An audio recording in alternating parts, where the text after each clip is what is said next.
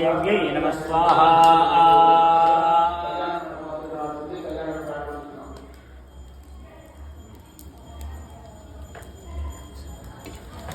जगदम्बलोक पावनी कामाक्षी माता को जय। चंद्रा देवता त्रिपुरेशी देवता स्त्रीता త్రిపుర సుందరి మూడో అర్థం.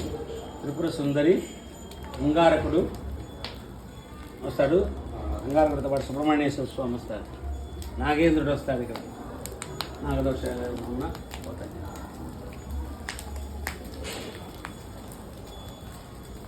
ఏతాః ప్రకటయోగిన్యః సర్వత్రైలోక్యమోనిగ్రే సముద్రాత్